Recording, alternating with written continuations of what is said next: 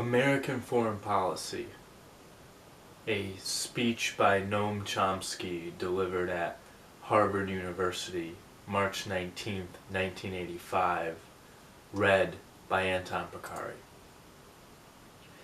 If you take any two historical events and you ask whether there are similarities and differences, the answer is always going to be both yes and no.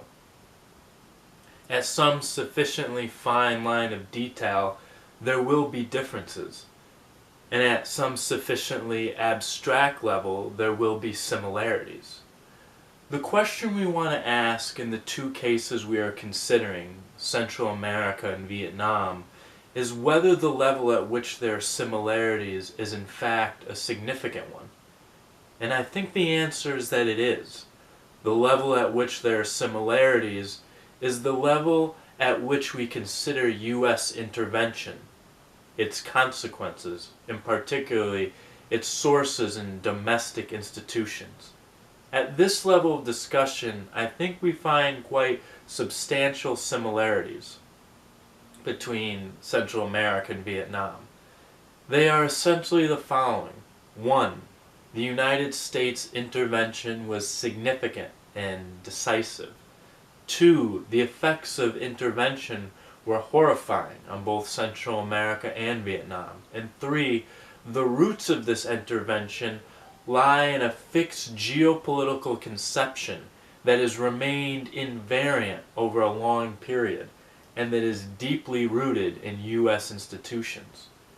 What I would like to sketch out in the brief time I have is what I think a full inquiry into this topic would reveal. I'll start by talking about the geopolitical conception, and I'd like to stress that in my opinion, if you don't understand this geopolitical conception, the chances that you'll understand what is happening in the world are relatively slight. Whereas if you do understand this geopolitical conception, quite a lot of things fall into place, and you could even get a reputation as a good prophet. I will then consider what this geopolitical conception has entailed for Vietnam and what it means today and the likely future for Central America. Before doing this, I'd like to try to set this off against what one might call an official view, or maybe less kindly, a party line, which pretty much dominates the interpretation of these issues. It's expressed, for example, with regard to Vietnam, when we read that the U.S. intervention in Vietnam began with blundering efforts to do good, although it became a disaster. That's Anthony Lewis, the liberal perspective in the New York Times. Or when we read that our involvement began from an excess of righteousness and disinterested benevolence. That's John King Fairbank, the leading Asia specialist at Harvard, who points out further that what he calls our defense of South Vietnam was misconceived and not properly developed. Or again, when we read that this defense of South Vietnam was a failed crusade, noble but illusory, and undertaken with the loftiest intentions.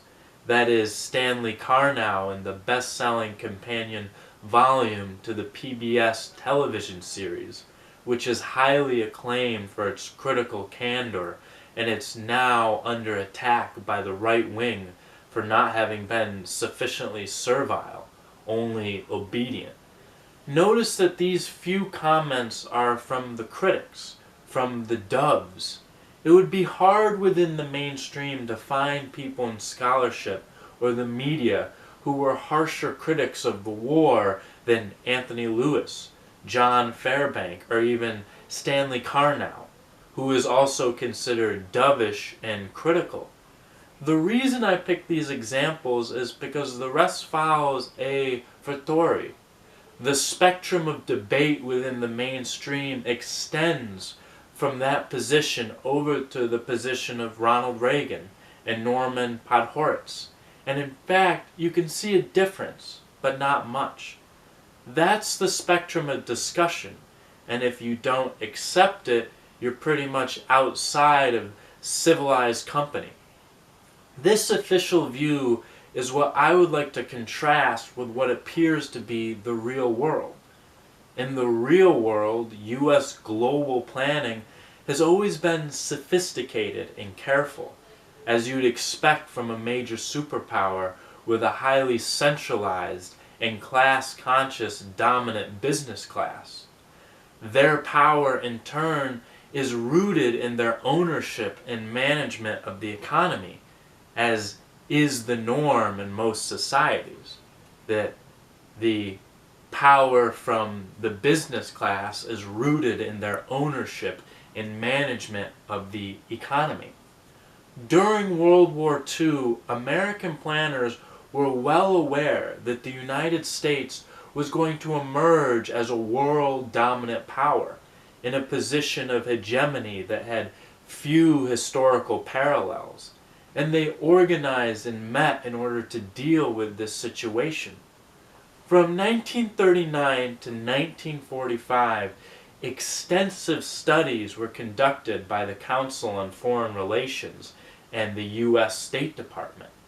One group was called the War Peace Studies Group, which met for 6 years and produced extensive geopolitical analyses and plans. The Council on Foreign Relations is essentially the business input to foreign policy planning. These groups also involved every top planner in the State Department, with the exception of the Secretary of State. The conception that they developed is what they called Grand Area Planning. The Grand Area was a region that was to be subordinated to the needs of the American economy. As one U.S. planner put it, it was to be the region that is strategically necessary for world control. The geopolitical analysis held that the Grand Area had to include at least the Western Hemisphere, the Far East, and the former British Empire, which we were then in the process of dismantling and taking over for ourselves. These were regions that were strategically necessary for world control: the Western Hemisphere, the Far East, and the former British Empire. This is what is called anti-imperialism in American scholarship. The Grand Area was also to include Western and Southern Europe and the oil-producing regions of the Middle East. In fact, it was to include everything, if that were possible. Detailed plans were laid for particular regions of the Grand Area, and also for international institutions that were to organize and police it, essentially in the interests of this subordination to U.S. domestic needs. Of course, when we talk about the domestic economy, we don't necessarily mean the people of the United States. We mean whoever dominates and controls, owns, and manages the American economy, like U.S. corporations and financial institutions, which dominate and control and own and manage the American economy. In fact, U.S. planners recognize that other arrangements, other forms of organization involving much less extensive control over the world would indeed be possible, but only at what, from their point of view, was the cost of internal rearrangements toward a more egalitarian society in the United States, and obviously that is not contemplated. With respect to the Far East, the plans were roughly as follows.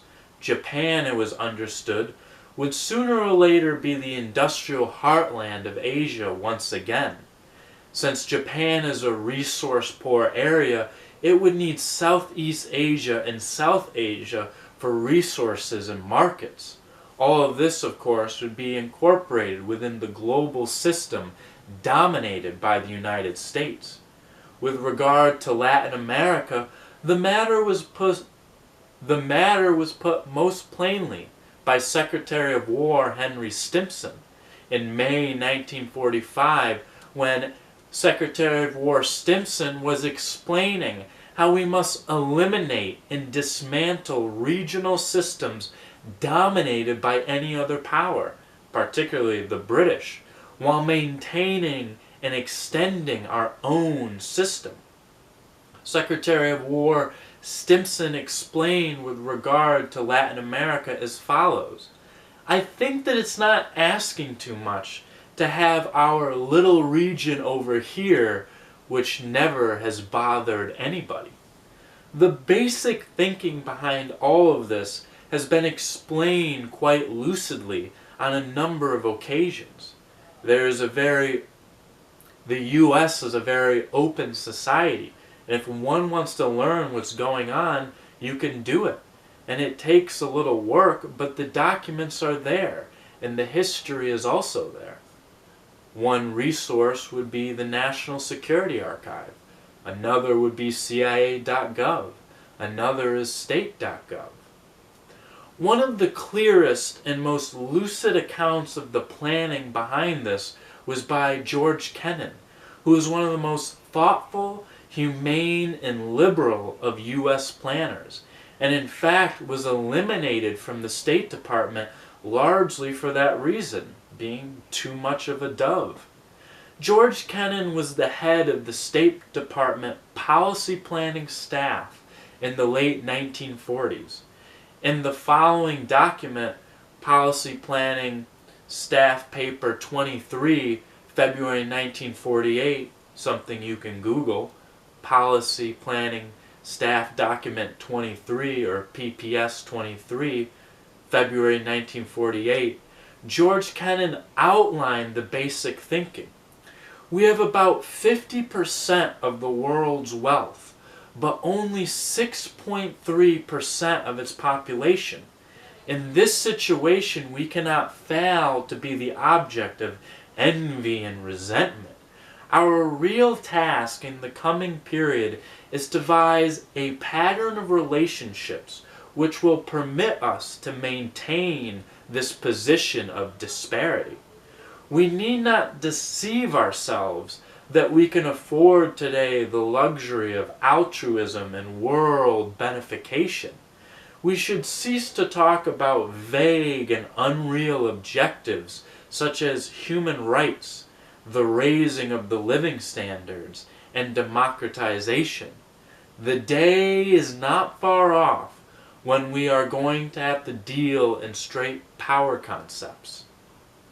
The less we are then hampered by idealistic slogans, the better. Now recall that this is a top secret document which states clearly that it is our objective to maintain this position of disparity where we have about 50% of the world's wealth but only 6.3% of its population. And that we should cease to talk about vague and unreal objectives such as human rights, the raising of the living standards, and democratization. The day is not far off when we are going to have to deal in straight power concepts. The less we are then hampered by idealistic slogans, the better. That is a top secret document from U.S. planners in the State Department.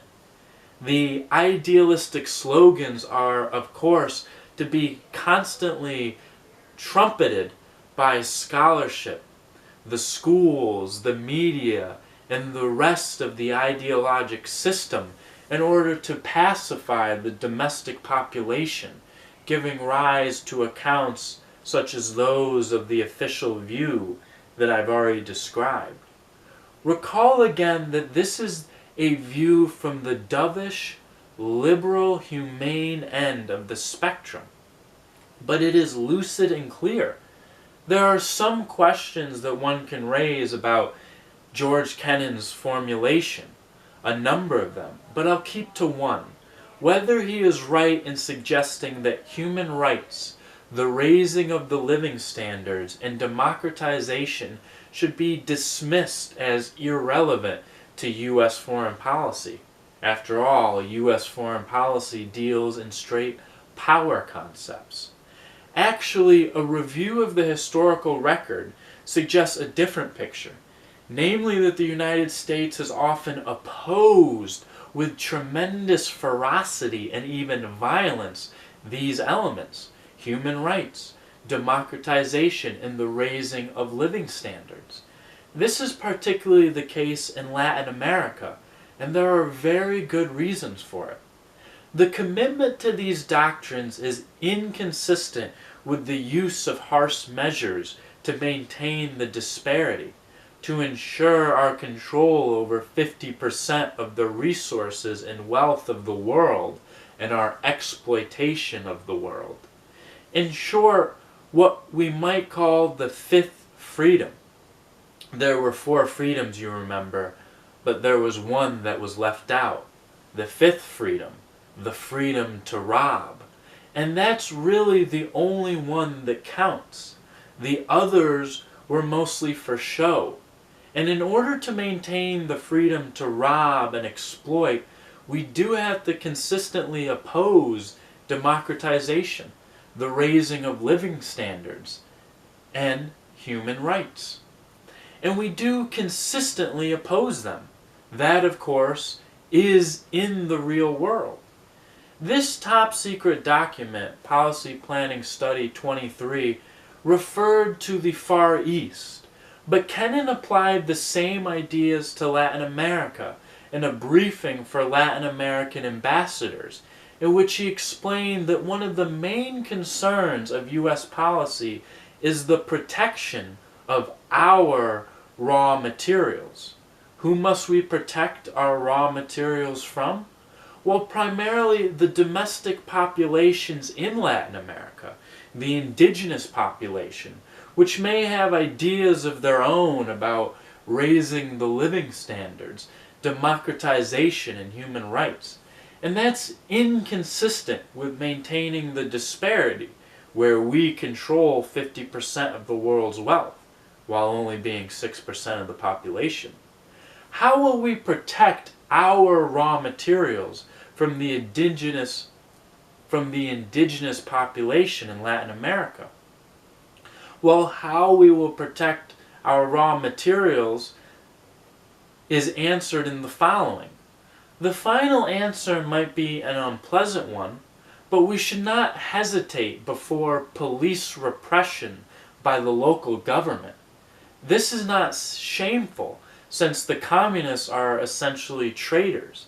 It is better to have a strong regime in power than a liberal government if it is indulgent and relaxed and penetrated by communists. Well, who are the communists? Communist is a term regularly used in American political theology to refer to people who are committed to the belief that the government has direct responsibility for the welfare of the people. I'm quoting the words of a 1949 State Department intelligence report, which warned about the spread of this grim and evil doctrine, which does, of course, threaten our raw materials if we can't abort it somehow.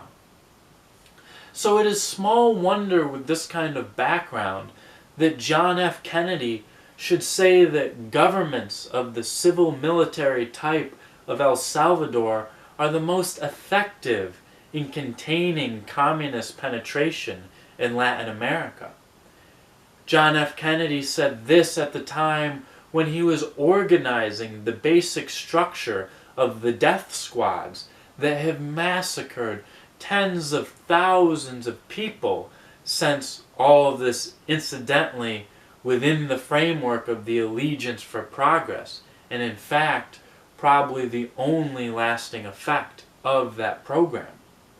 In the mid-1950s, these ideas were developed further.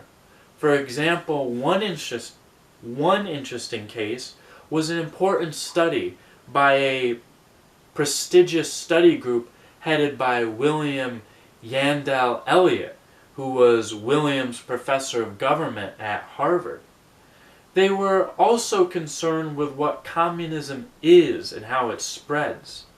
They concluded accurately that the primary threat of communism is the economic transformation of the communist powers in ways which reduce their willingness and ability to complement the industrial economies of the West. That is essentially correct, and is a good operational definition of communism in American political discourse. Our government is committed to that view. If a government is so evil or unwise as to undertake a course of action of this sort, it immediately becomes an enemy. It becomes a part of the monolithic and ruthless conspiracy to take over the world, as John F. Kennedy put it. It is postulated that it has been taken over by the Russians, if that's the policy that it appears to be committed to. On these grounds, one can predict American foreign policy rather well. So, for example, American policy toward Nicaragua after the 1979 revolution could have been predicted by simply observing that Nicaragua's health and education budget rose rapidly during the revolution. Then an effective land reform program was instituted, and that the infant mortality rate dropped very dramatically, to the point where Nicaragua won an award from the World Health Organization for health achievements. All of this despite horrifying conditions left by the Somoza dictatorship, which the U.S. had installed and supported and continued to support to the very end, despite a lot of nonsense to the contrary that one hears. If a country is devoted to policies like those I've just described in Nicaragua, it is obviously an enemy. It is part of the monolithic and ruthless conspiracy. The Russians are taking it over. And in fact, it is part of a conspiracy. It is part of a conspiracy to take from us what is ours, namely our raw materials, and a conspiracy to prevent us from maintaining the disparity where we own 50% of the world's wealth, which of course must be the fundamental element of our foreign policy. If you want to know why we are committed to destroying Nicaragua, you can find the answer, for example, in a section of an Oxfam report that came out just a few weeks ago. It was written by Oxfam's Latin American desk officer, Jethero Petit, based on an interview with Ismilda Flores, a woman peasant, on a cooperative. Before the revolution, we didn't participate in anything. We only learned to make tortillas and cook beans and do what our husbands told us. And only 5 years we've seen a lot of changes, and we're still working on it.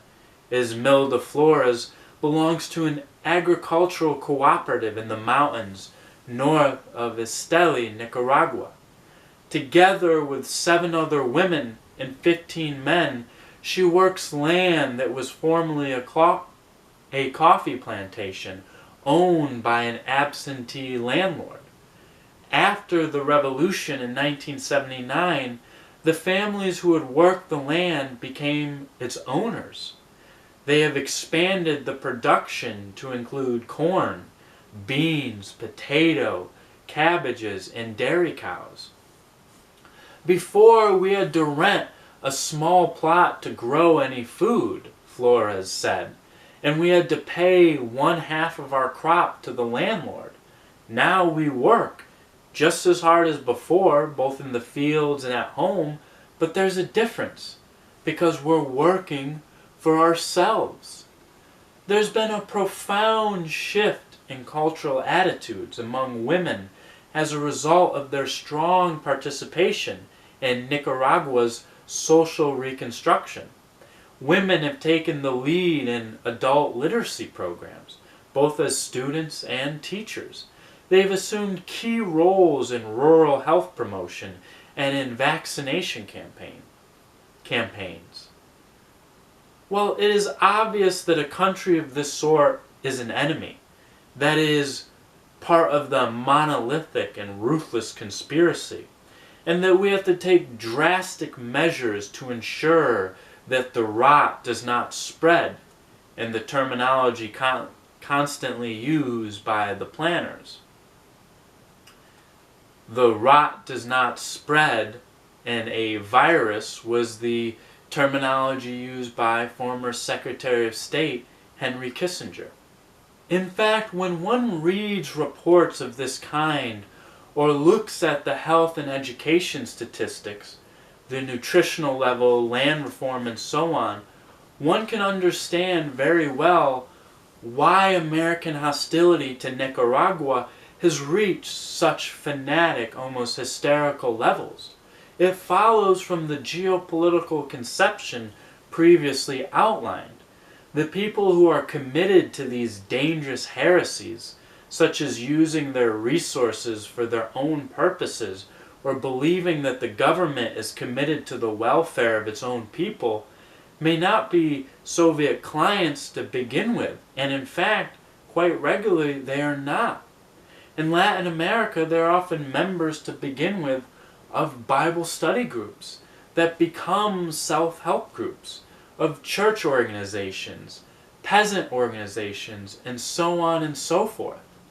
But by the time we get through with them, they will be Soviet clients. The reason they will be Soviet clients by the time we get through with them is that they will have nowhere else to turn for any minimal form of protection against the terror and the violence that the U.S. unleash against them regularly if they undertake programs of the kind described. And this is a net gain for American policy. One thing you'll notice if you look over the years is that the United States quite consistently tries to create enemies. I'm not being sarcastic if a country does escape from its grip. What we want to do is drive the country into being a base for the Russians, because that justifies us in carrying out the violent attacks which we must carry out, given the geopolitical conception under which we organize and control much of the world. So that's what we do, and then we defend ourselves. We engage in self-defense against the great Satan, or the evil empire, as Ronald Reagan called it, or the monolithic and ruthless conspiracy, as John F. Kennedy called it. More generally, the Soviet Union plays the same kind of game with its own narrower domains, and that in fact explains a good bit of the structure of the Cold War.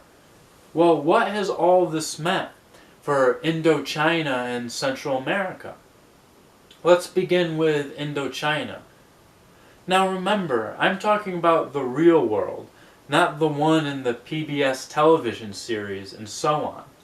In the real world, what happened was that in 1948, the U.S. State Department recognized explicitly that Ho Chi Minh was the sole leader of Vietnamese nationalism.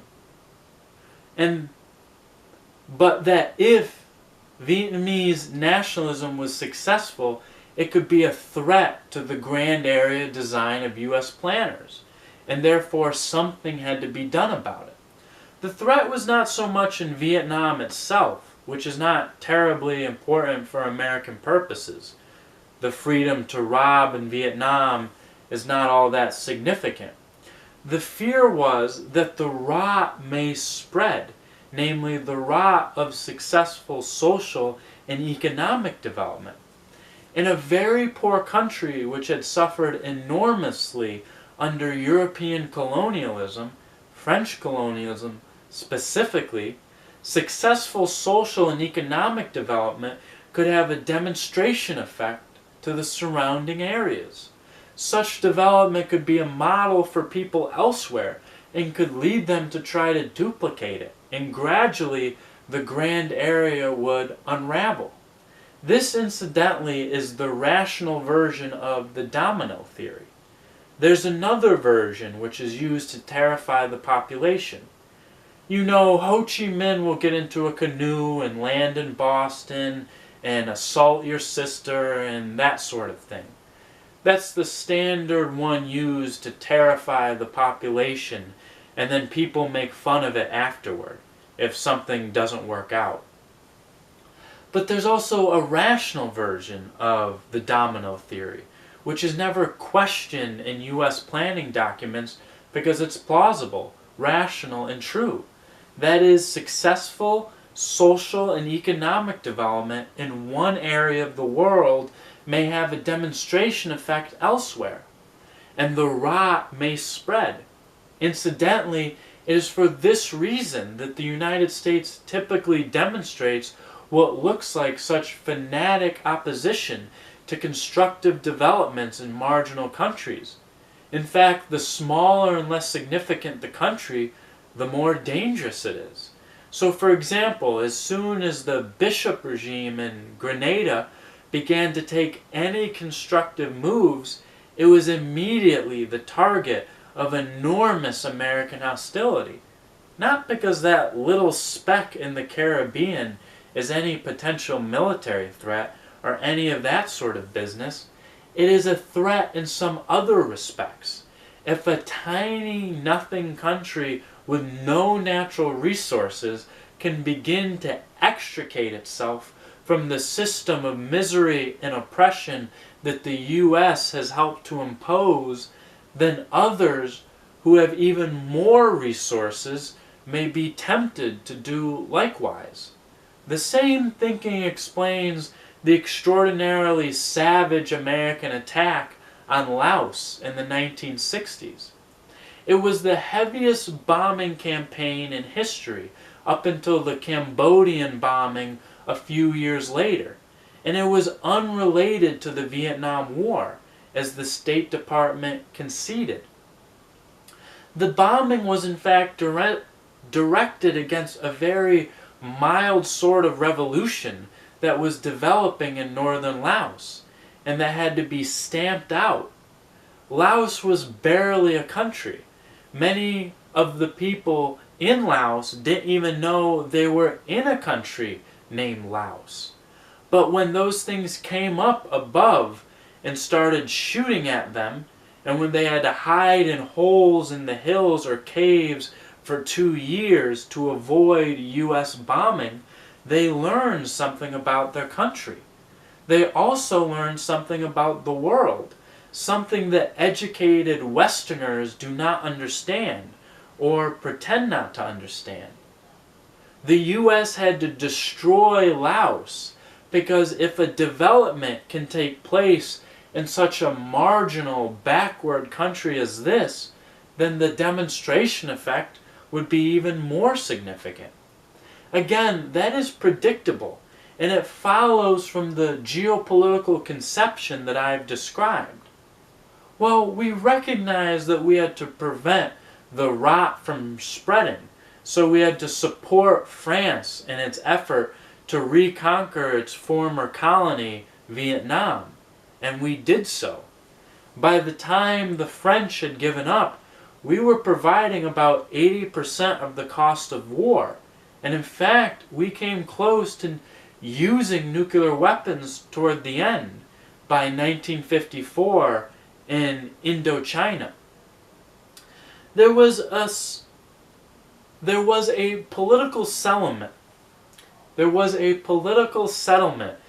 Geneva Accords in 1954, which the United States bitterly opposed.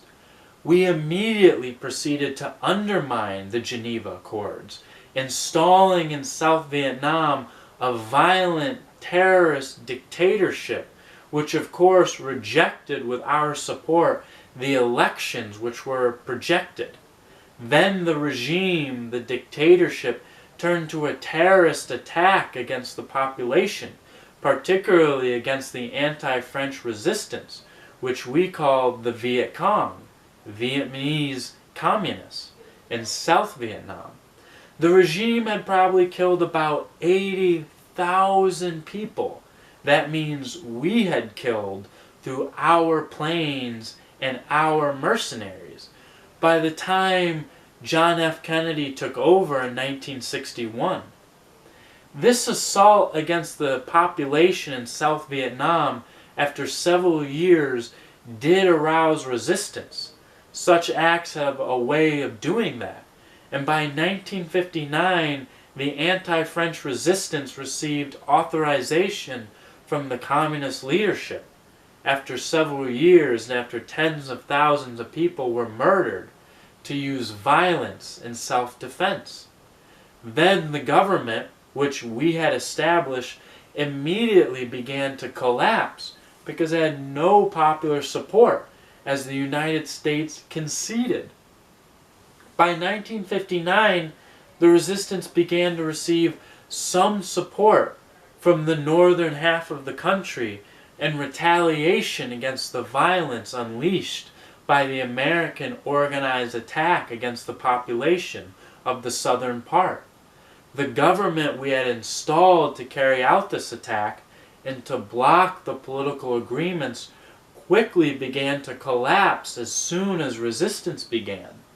Then President Kennedy had a problem. It's important to realize how he handled this. This is one of the dissimilarities between Vietnam and Central America, to which I'll return.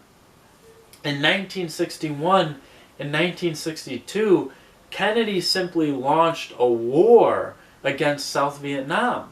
That is, in 1961 and 1962, the U.S. Air Force began extensive bombing and defoliation in South Vietnam, aimed primarily against the rural areas where 84% of the population lived. This was part of a program designed to drive several million people into concentration camps, which we called strategic hamlets, where they would be surrounded by armed guards and barbed wire, protected, as we put it, from the guerrillas whom we conceded they were willingly supporting. That's what we call aggression or armed attack when some other country does it. We call it defense when we do it. This was when the defense of South Vietnam escalated, with this attack in 1961 and 1962. After all, John F. Kennedy approved the use of napalm and Agent Orange.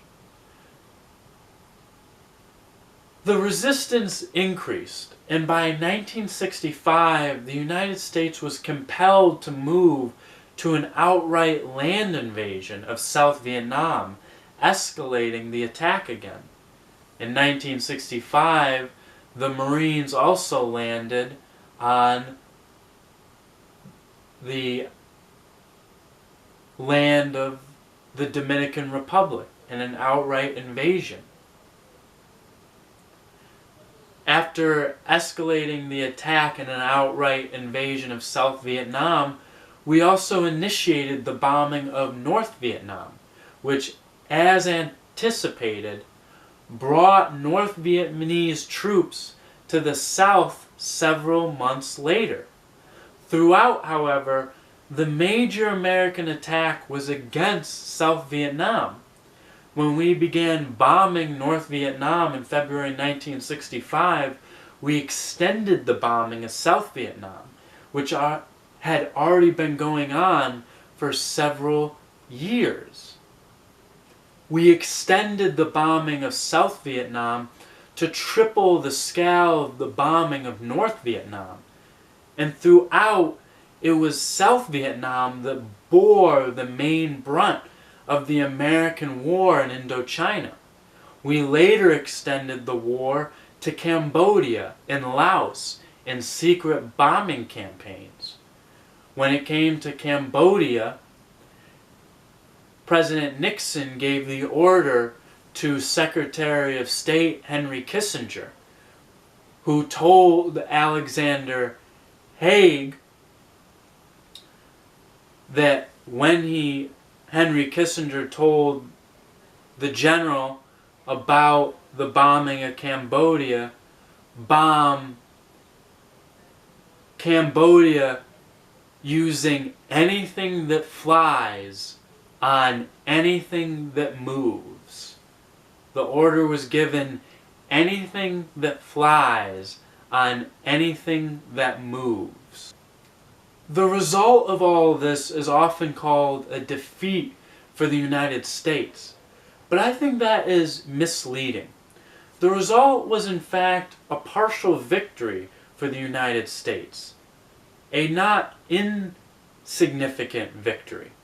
And we can see this if we look back at the reasons that explain why the war in Vietnam was fought. The United States did not achieve its maximal aims. That is, we did not succeed in bringing Vietnam to the happy state of Haiti or the Dominican Republic.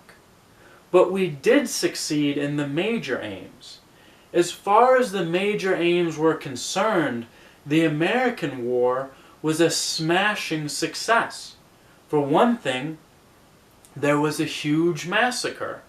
The first phase of the war, the French War, probably left about 500,000 dead. From 1954 to 1965, we succeeded in killing maybe another 160,000 to 170,000 South Vietnamese, mostly peasants. The war from 1965 to 1975 left a death toll to maybe in the neighborhood of 3 million to 4 million.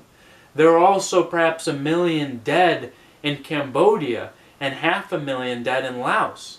So altogether over 5 million people were killed, which is a respectable achievement when you're trying to prevent any successful social and economic development.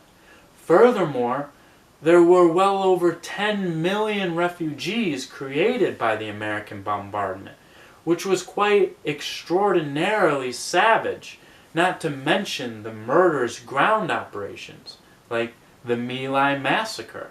The land was devastated.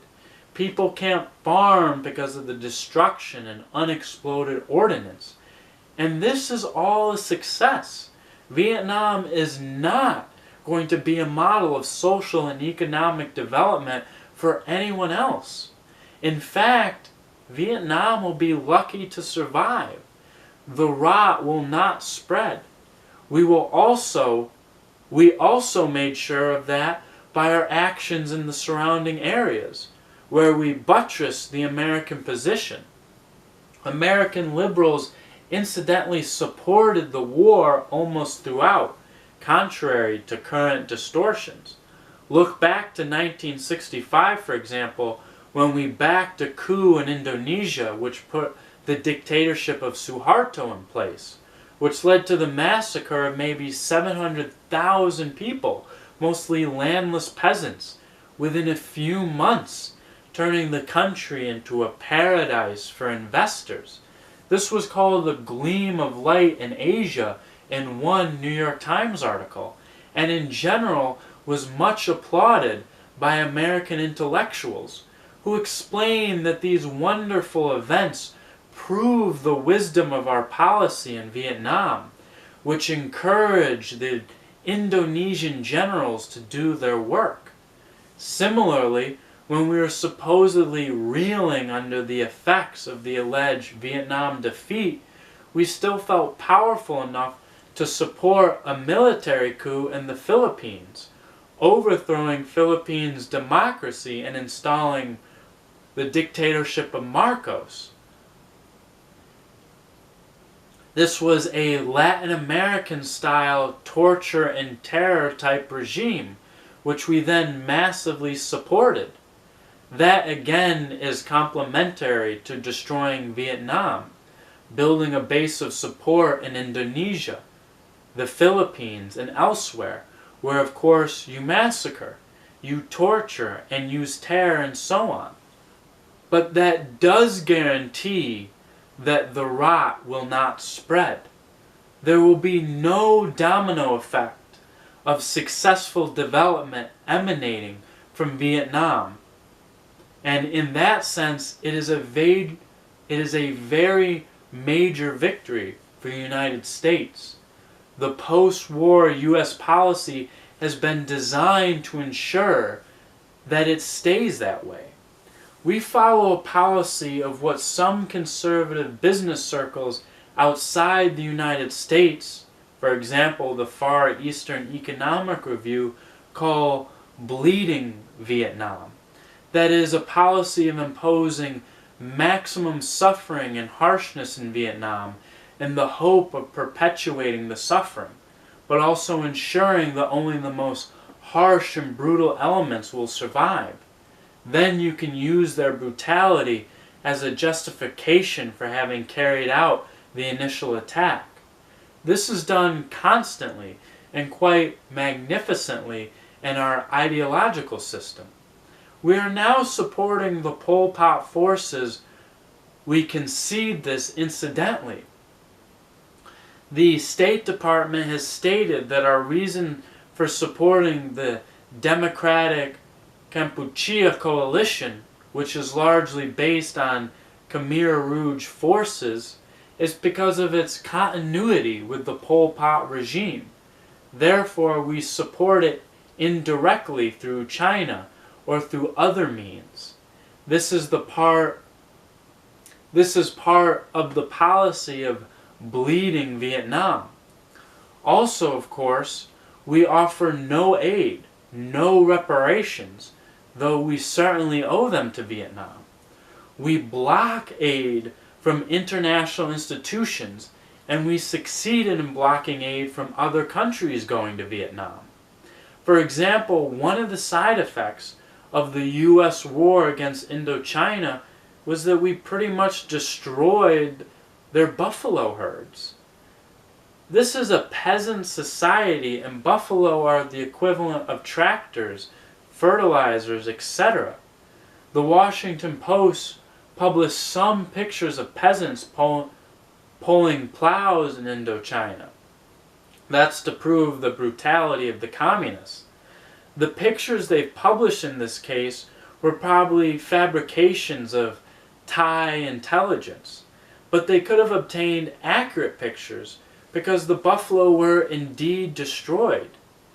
India tried to send in 1977 100 buffalo, a very small number, to Vietnam to try to replenish these losses.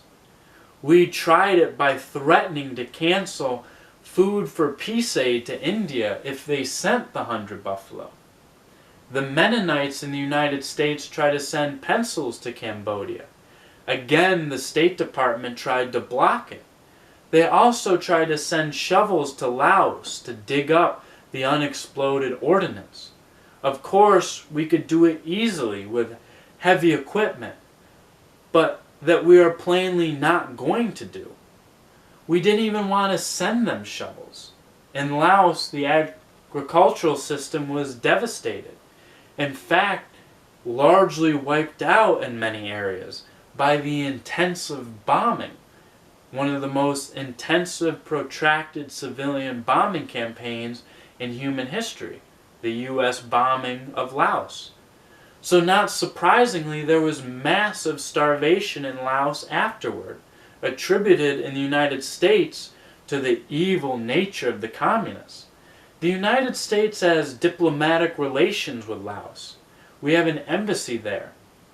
And of all the countries with food reserves that have diplomatic relations with Laos, we're the only nation that didn't send food at the time of the worst period of starvation in Laos.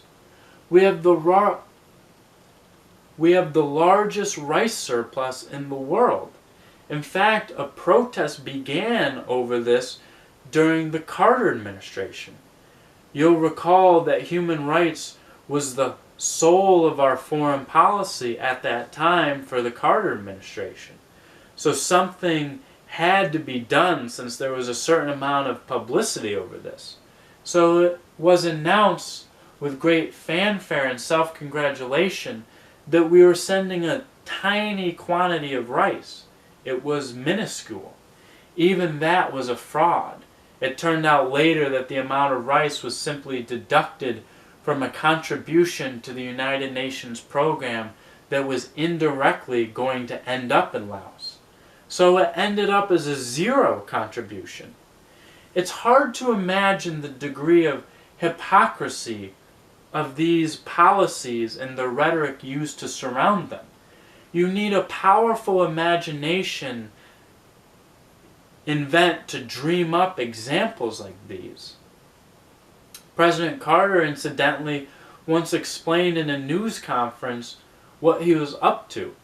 This was in 1977, when he was giving one of his sermons about human rights. He was asked, "What about Vietnam?" And Carter said that we owe Vietnam no debt because the destruction was mutual. You can walk around the streets of Boston and see what he means. The fact that a president said this is not terribly surprising. One doesn't expect anything more. What is interesting and significant is that this statement aroused no comment. This statement is easily worthy of Hitler or Stalin, yet it aroused no comment in the United States among the articulate intelligentsia, press, or anyone else. It's just accepted that we owe Vietnam no debt because the destruction was mutual. Let's turn to Central America, that is, our little region over here that has never bothered anybody, as Secretary of War Henry Stimson put it. Major U.S. military intervention in Central America began 131 years ago in 1854 when the United States Navy bombarded and destroyed San Juan del Norte, a port town in Nicaragua. This town was in fact captured for a few days by Contras from Costa Rica about a year ago, in 1984. The press made a big fuss about it, but they failed to note the historical antecedents. Our bombing and destruction of San Juan del Norte in 1854 was not a capricious act. It was an act of revenge.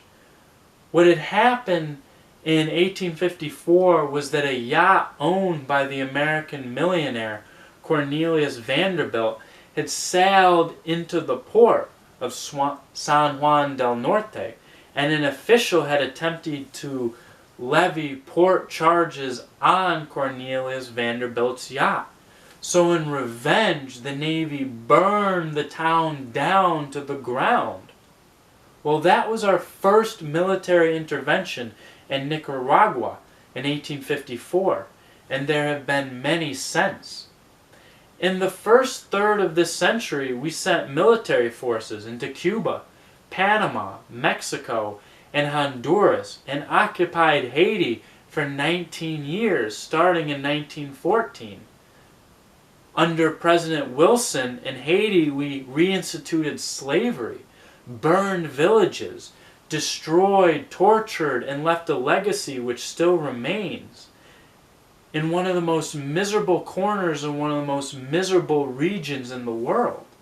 Woodrow Wilson, the great apostle of self-determination, celebrated this doctrine by invading Mexico and Haiti and by launching a counterinsurgency war in the Dominican Republic, again with ample destruction and torture. This intervention led to a long-lasting military dictatorship under Trujillo, one of the worst dictators we managed to establish in this region. The United States invaded Nicaragua repeatedly, finally leaving behind a brutal, corrupt, and long-lasting military dictatorship, the regular consequence of U.S. intervention. In the post-World War II period, there have been military interventions in many places. In Guatemala, for example, several times. In Guatemala in 1954, we managed to overthrow and destroy Guatemala's one attempt at democracy under Jacobo Arbenz in a CIA-backed coup approved by Eisenhower. There was a New Deal-style reformist capitalist democratic regime which we managed to overthrow in Arbenz, leaving a literal hell on earth, probably the country which comes closest in the contemporary world to Nazi Germany. And we repeatedly intervened to keep it that way in Guatemala. In 1963, there was concern in Washington that there might be another election, and John F. Kennedy therefore supported another military coup in Guatemala. By the late 1960s, the terrorism that we were supporting had aroused resistance, and so we sent Green Berets to lead a counterinsurgency campaign which left many thousands dead in Guatemala. Maybe 8,000 to 10,000 people died. It was recorded by the Vice President of Guatemala that American planes based in Panama carried out napalm raids in Guatemala at that time. Well, that calmed things down for a while. In the late 1970s, things erupted again. At that time, the United States was somewhat restricted in direct participation in the massacre by congressional human rights legislation. Incidentally, you commonly read in the press and elsewhere that the United States stopped military aid to Guatemala in 1977. That's apparently false. Military aid continued at approximately the normal level, barely below the normal level. But we couldn't send the Green Berets. We couldn't participate as actively as we would have liked. In the next stage of what conservative Catholic hierarchy called genocide in Guatemala, thousands of people were killed, mostly Indians. Since we couldn't do it ourselves, we used proxies, Argentine neo-Nazis, and particularly Israel, which was available for the purpose and did a very effective job. Israel's role was widely praised in the West, I should say. The London Economist, for example, commented rather favorably on Israel's success in helping to organize major massacres, and contrasted it with the relative American failure in El Salvador at the same time. The scale is essentially unknown, but just to give one figure, it's now estimated from this period alone that about 100,000 children have lost one or both parents. That was Guatemala. There was U.S. military intervention in Cuba, the Dominican Republic, El Salvador, and Grenada. A 20-year war of terrorism was waged against Cuba. Cuba has probably been the target of more international terrorism than the rest of the world combined, and therefore in the American ideological system it is regarded as the source of international terrorism, exactly as George Orwell would have predicted. And now there's a war against Nicaragua. The impact of all of this has been absolutely horrendous. There's vast starvation throughout the region, while croplands are devoted to exports to the United States. There's slave labor, crushing poverty, torture, mass murder, every horror you can think of, all the while an oligarchy, a wealthy, rich elite few, run to the bank. In El Salvador alone, from October 1979, a date to which I'll return, until December 1981, approximately 2 years, about 30,000 people were murdered and about 600,000 refugees created. Those figures have almost doubled since. Most of the murders were carried out by U.S.-backed military forces, including so-called death squads like the Atlacatl Battalion. The efficiency of the massacre in El Salvador has recently increased with direct participation of American military forces. American planes based in Honduran and Panamanian sanctuaries, military aircraft now coordinate bombing raids over El Salvador, which means that the Salvadorian Air Force can more efficiently kill fleeing peasants and destroy villages. And in fact, the kill rate has gone up correspondingly to that. At the same time, the war against Nicaragua has left unknown thousands killed. These added to the 50,000 or so killed in the last stages of the US-backed Somoza dictatorship. Since we overthrew the democratic government of Guatemala in 1954, according to a Guatemalan human rights group in Mexico, none can function in Guatemala, about 150,000 people have been murdered, again primarily by US-backed forces, and sometimes with direct US military participation. These figures kind of lose their meaning when you just throw numbers around. You see what they mean when you look more closely at the refugees' reports. For example, a report by a few people who succeeded in escaping from a village in the Quiché province where the government troops came in, rounded up the population, and put them in the town building. They took all the men out and decapitated them. They then assaulted and killed the women. They then took the children and killed them by bashing their heads with rocks. This is what our taxes have been paying for, sometimes by means of our proxies, since the successful overthrow of Guatemalan democracy, where we have effectively preserved order since. I might mention that by 1954, the American instigated coup was referred to by Secretary of State John Foster Dulles as a new and glorious chapter in the already glorious traditions of the American states.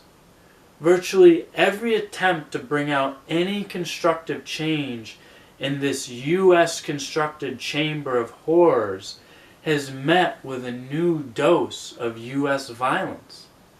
The historical record is one of the most shameful stories in modern history, and naturally is very little known in the United States.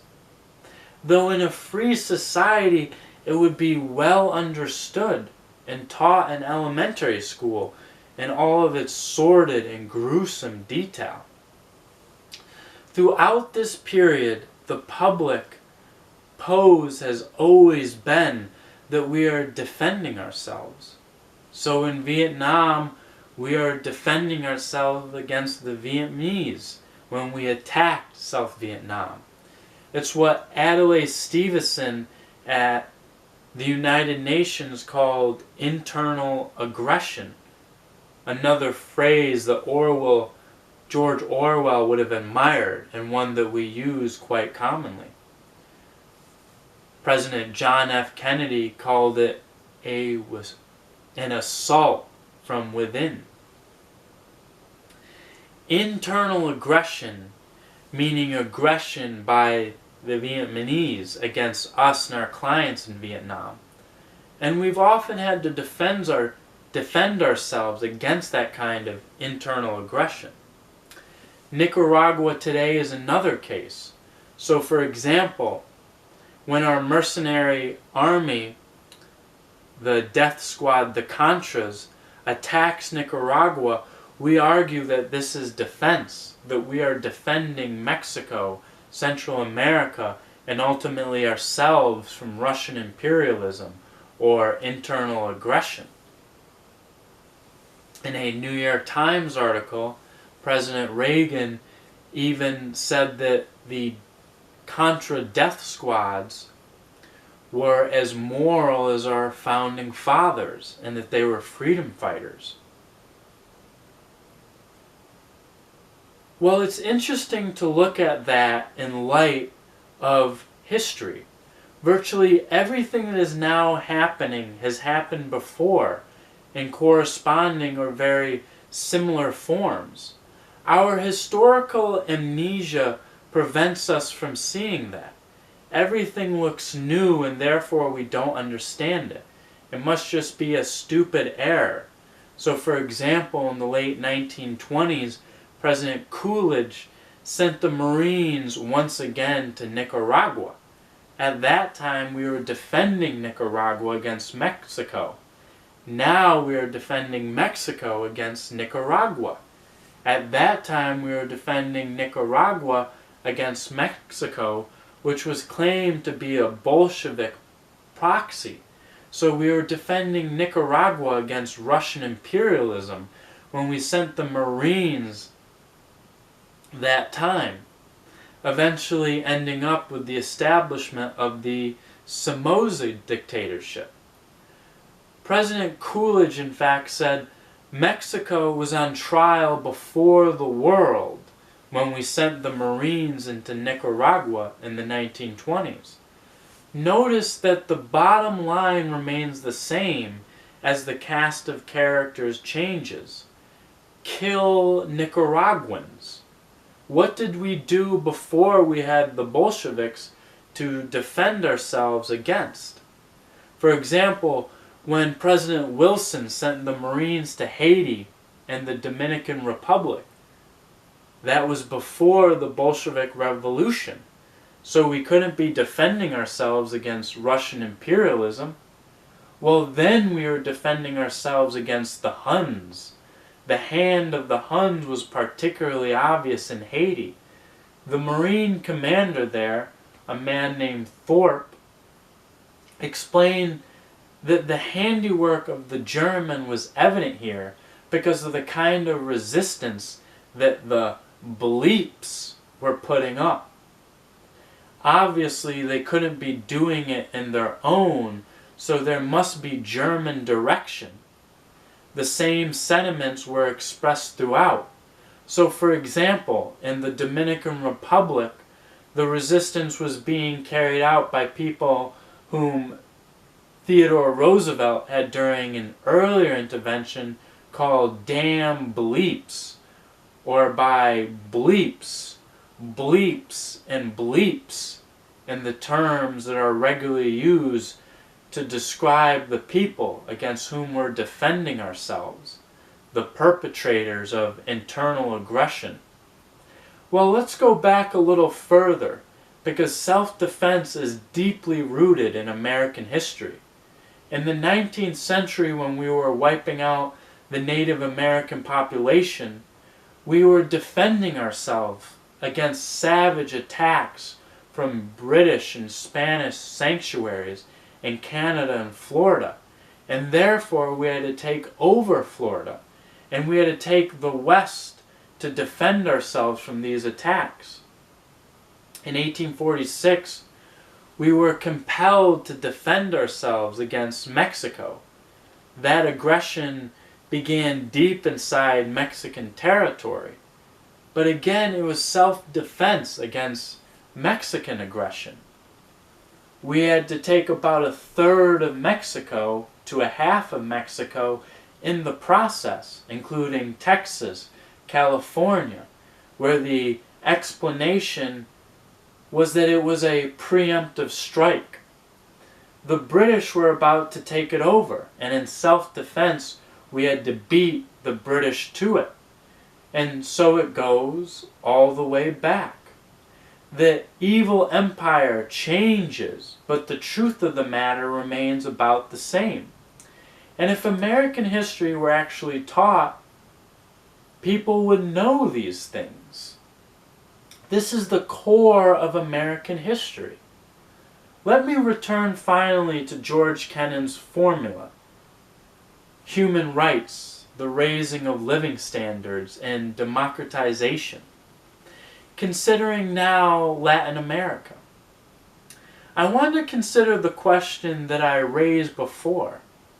Are they really irrelevant to our policy the way we suggested they ought to be?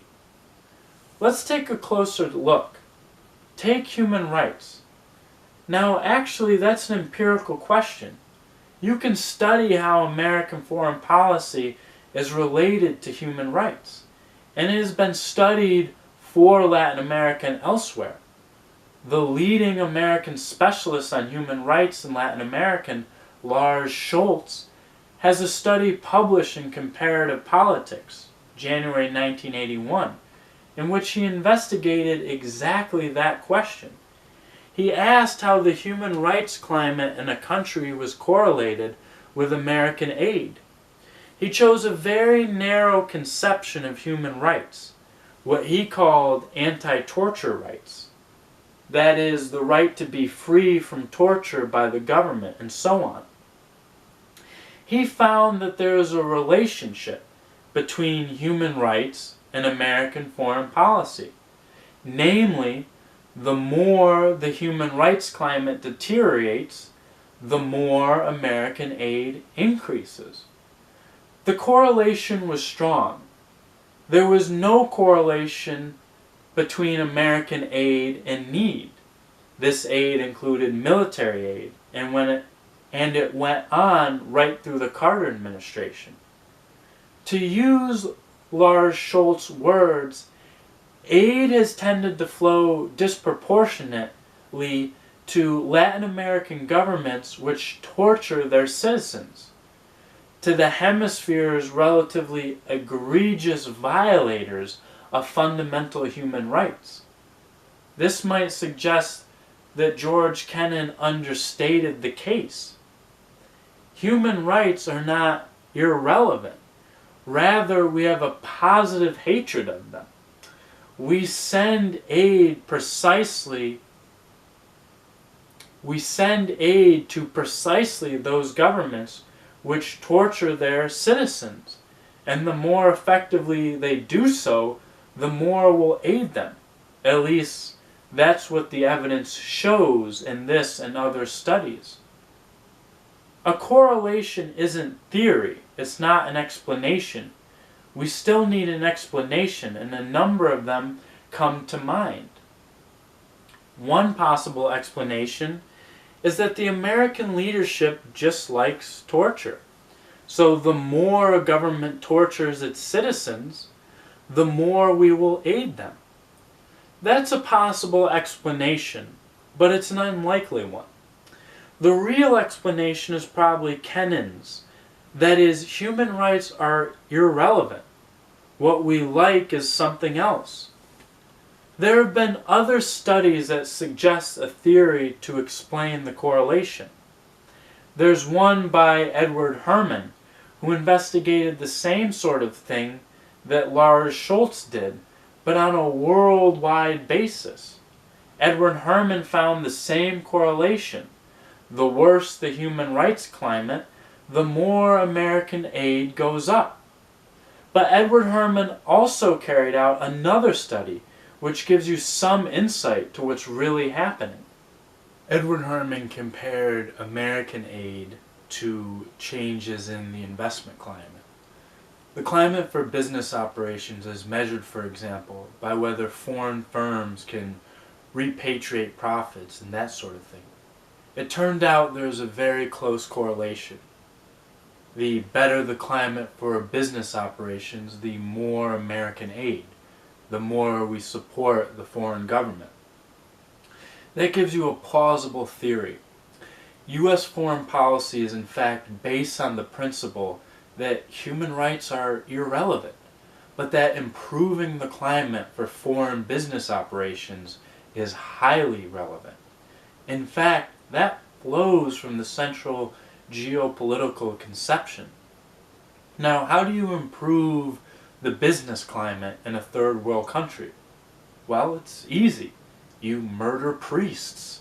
You torture peasant organizers. You destroy popular organizations. You institute mass murder and repression to prevent any popular organization. And that improves the business climate, the investment climate.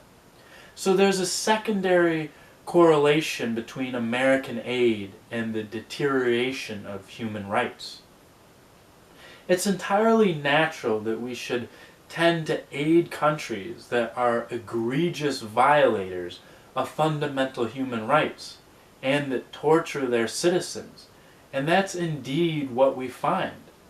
Well, so much for human rights. What about raising the living standards? In Latin America, there has been economic growth. If you look, the gross national product keeps going up. But at the same time, typically, there is increased suffering and starvation for a very large part of the population. So in one case, Brazil, the most important Latin American country, there has been what was called an economic miracle in the last couple of decades, ever since we destroyed Brazilian democracy by supporting a military coup in 1964. The support for the coup was initiated by President Kennedy, but finally carried to a conclusion by President Johnson.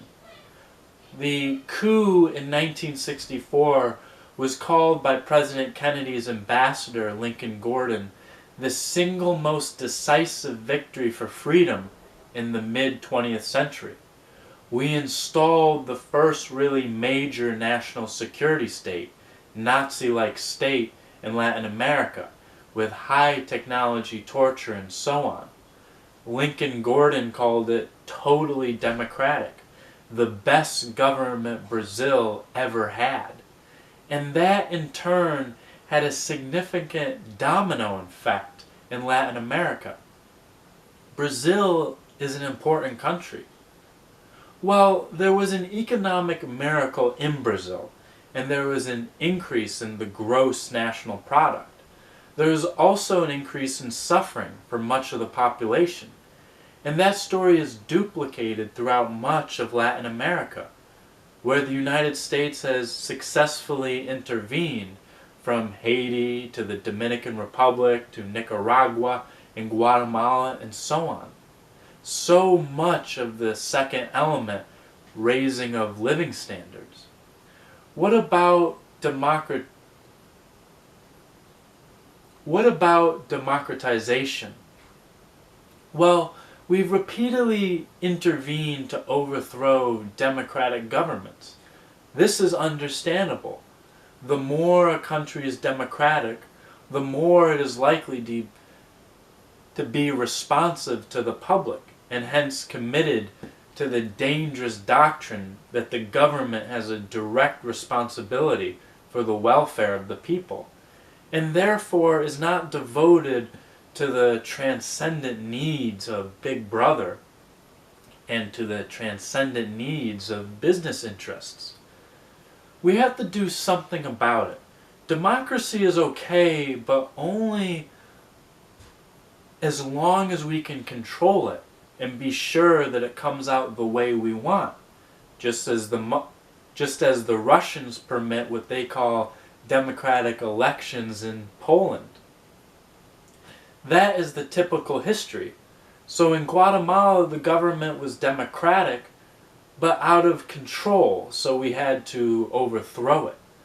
Similarly in Chile, under Salvador Allende, so we overthrew it in 1973, 9/11, 1973. Or take the Dominican Republic, which has long been the beneficiary of our solicitous care. Woodrow Wilson began a major counterinsurgency campaign which ended in the early 1920s and led to the Trujillo dictatorship, one of the most brutal and vicious and corrupt dictatorships that we have supported in Latin America. In the early 1960s, it looked as though there was going to be a move towards democracy. There was in fact a democratic election in 1962, in the Dominican Republic. Juan Bosch, a liberal Democrat, was elected. The Kennedy administration was very cool. The way it reacted is interesting. You have to understand that the United States so totally dominates these countries that the U.S. Embassy essentially runs them. The American Embassy blocked every effort that Juan Bosch made to organize public support. So, for example, land reform, labor organizing, anything that could have developed public support against the military, which was pretty certain to try another coup, and such effort was blocked by the Kennedy administration. As a result, the predicted military coup took place, and Washington, which was responsible for the success of the coup, shortly after it recognized the new government. A typical military dictatorship of the type we like was established. In 1965, there was a coup in the Dominican Republic by liberal reformist officers, a constitutional coup which threatened to restore democracy in the Dominican Republic. So we intervene again. That time we simply sent the Marines, we sent troops. A bloody and destructive war took place. Many thousands of people were killed, and we again succeeded in establishing a terror and torture regime. The country was also incidentally brought totally within the grip of the U.S. corporations. The Dominican Republic was virtually bought up by Gulf and Western and other corporations after the coup.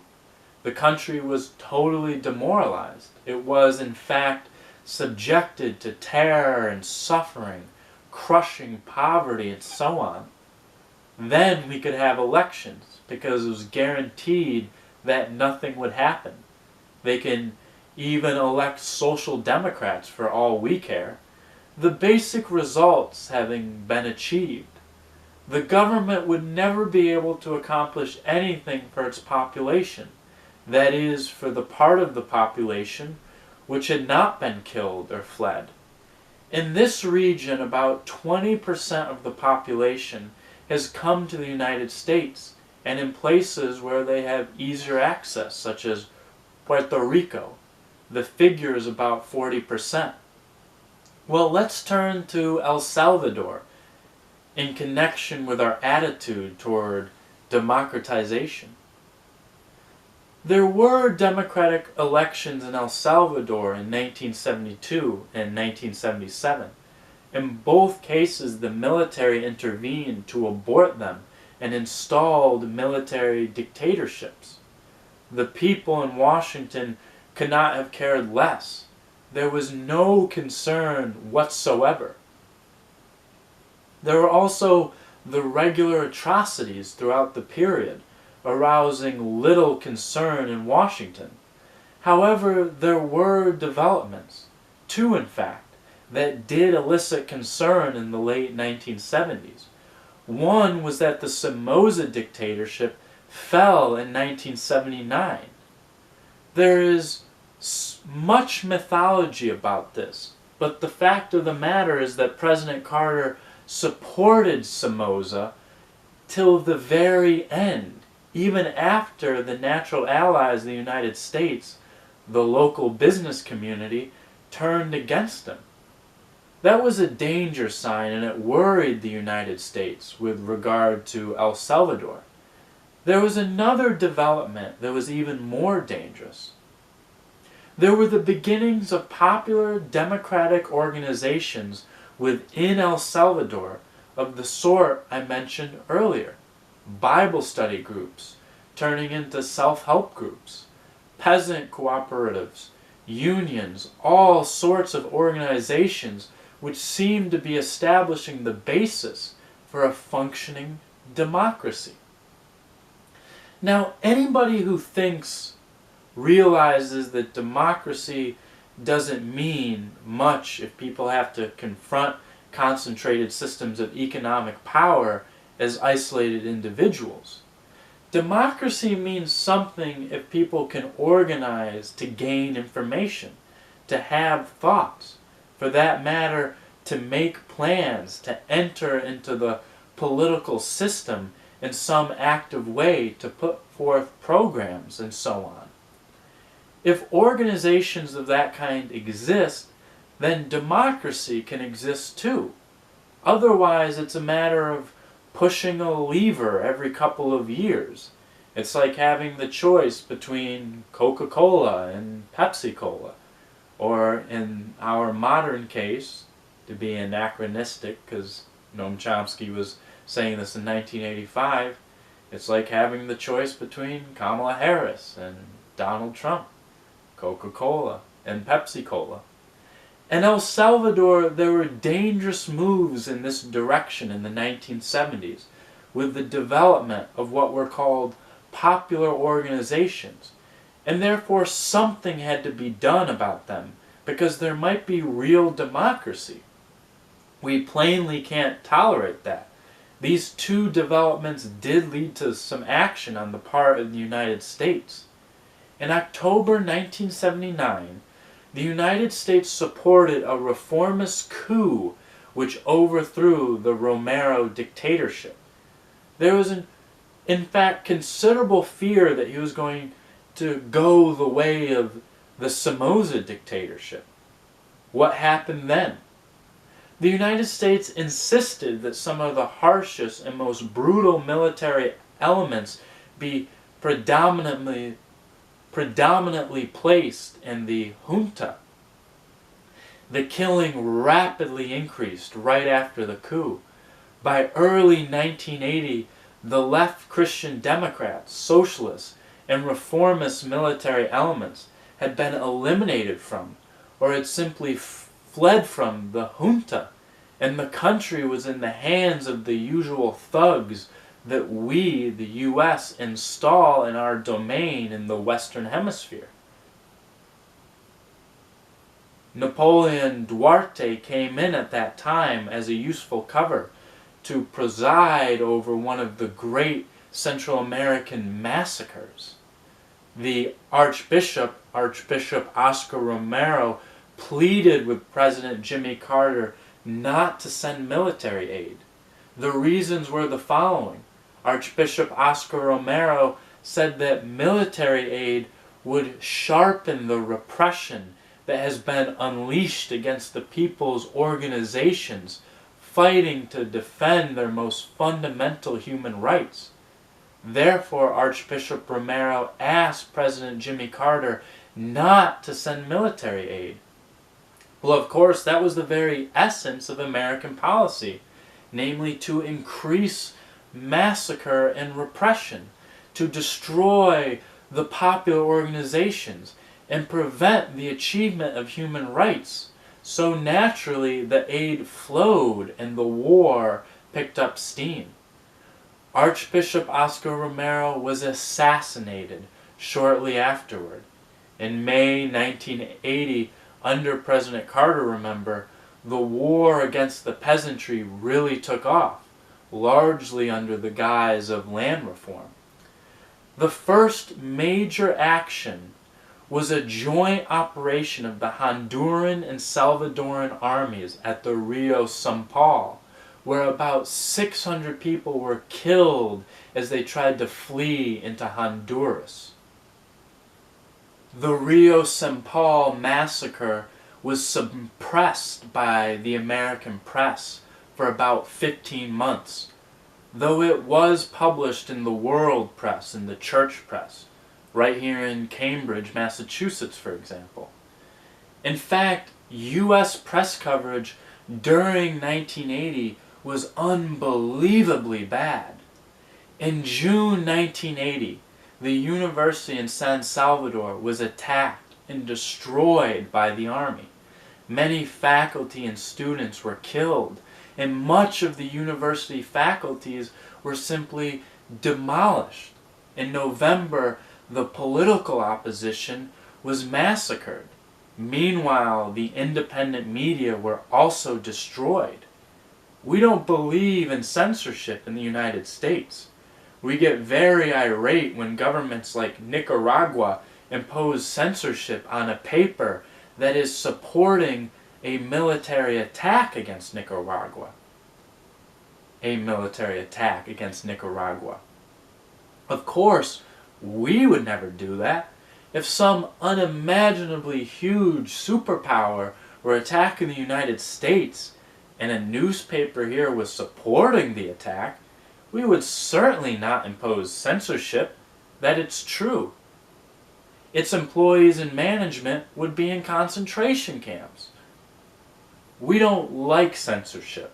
What we like is something different. What we like is what we did in El Salvador. That is the way you get rid of the independent. That is the way you get rid of the independent press is not by censorship. There isn't any censorship in El Salvador. Rather, you blow up the newspaper offices. You take the editor and you murder him after hideous torture. And pretty soon, you don't have any independent press to censor. Well, that's what happened under the Carter administration. So now there's no censorship. This war had a number of significant successes. The popular organizations were destroyed. Therefore, we can now permit democratic elections, now that there is no concern anymore that they might mean something.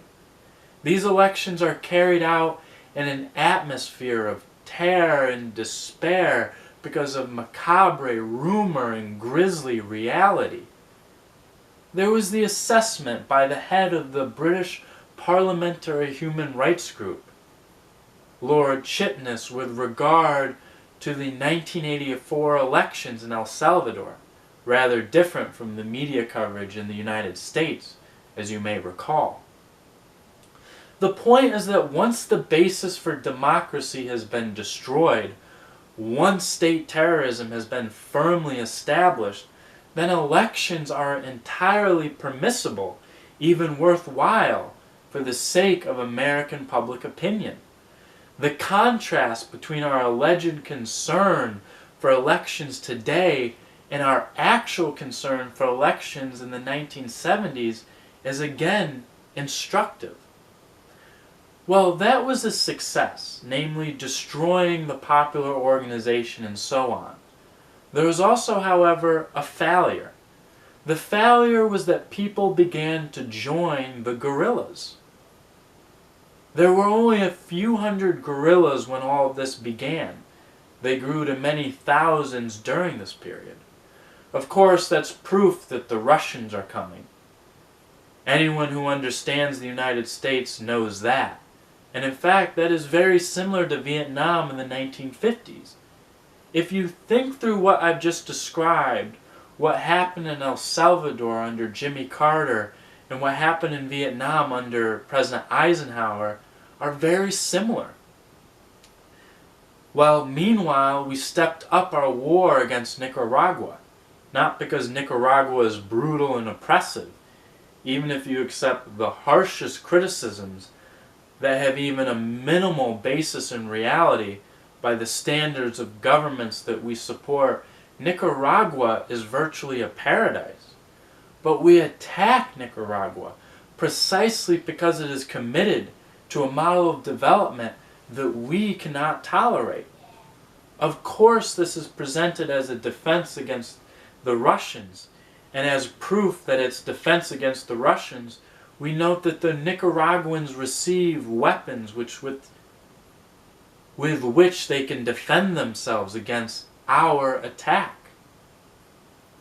Foreign Minister De Escoto pointed out that it's like a torturer who pulls out the fingernails of his victim and then gets angry because the victim screams in pain.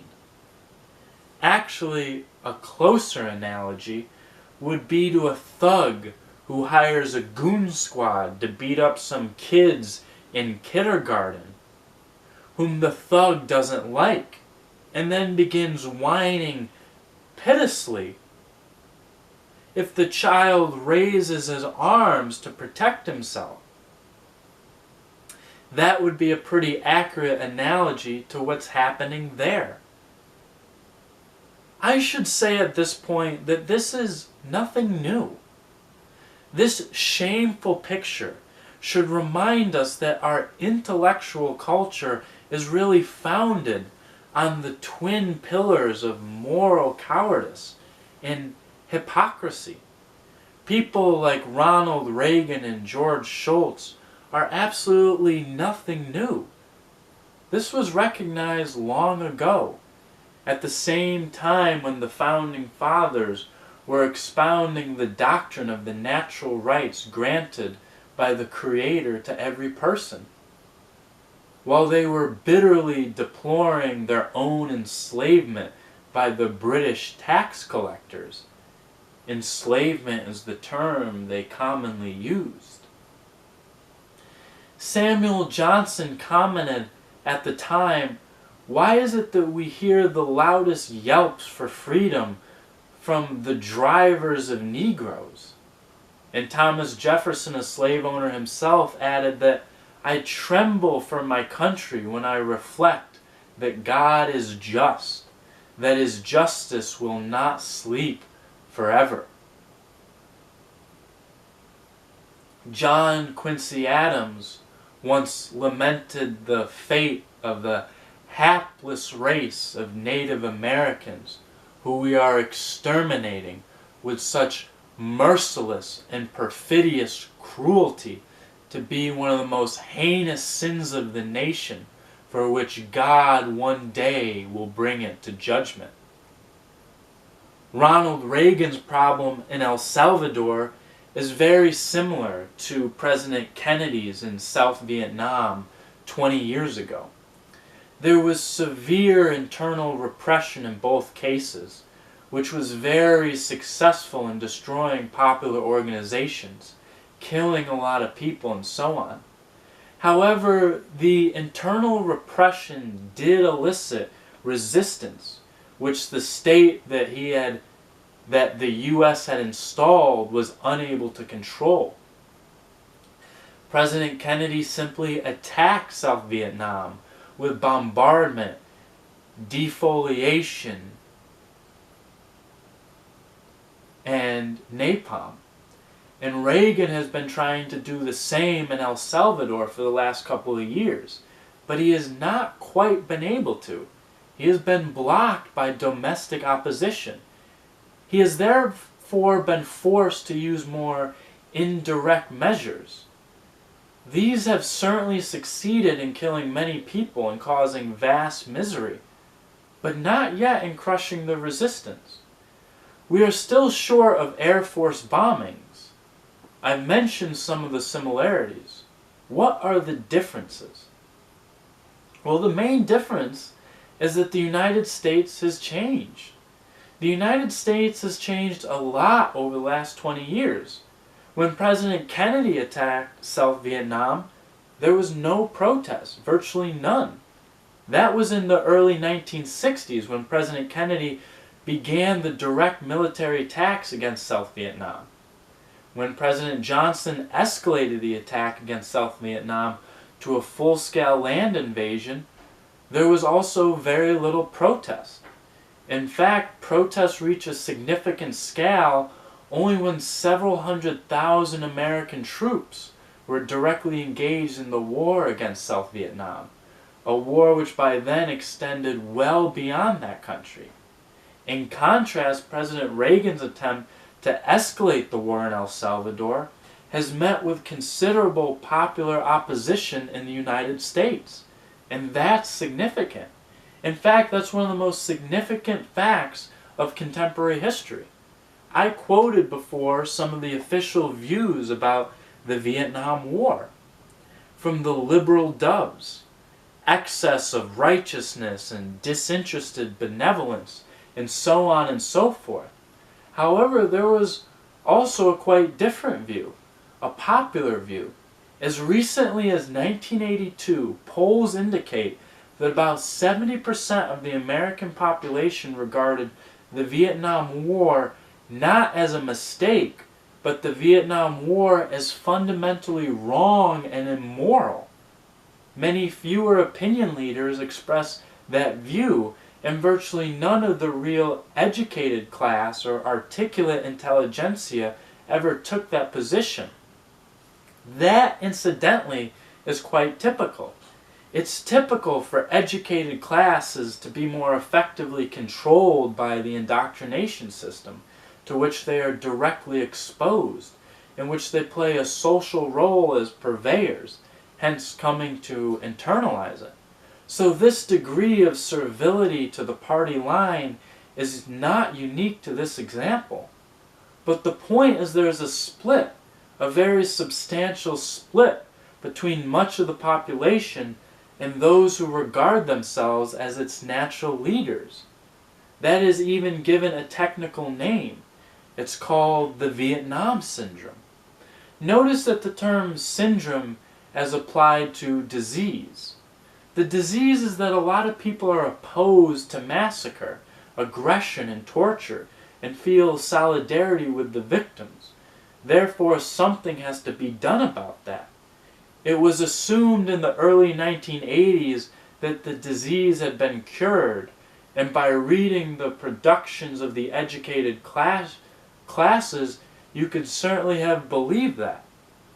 But in fact, the disease was never very widespread among the educated classes. It was widespread among the population. It remains widespread, and it's a problem. It impedes, it inhibits direct intervention and aggression. Whether this opposition, which is quite real, can become sufficiently organized and effective to block further escalation, I don't know. It could be that the current level of attack on the population of Central America will suffice to achieve the major American military ends. What is clear, however, is that we're living through another chapter in a sordid and shameful history of violence, terror, and oppression. Unless we can muster the moral courage and the honesty to understand all this, and to act to change it as we indeed can, then it's going to continue, and there will be many millions of additional victims who will face starvation and torture, or outright massacre, in what we will call a crusade for freedom.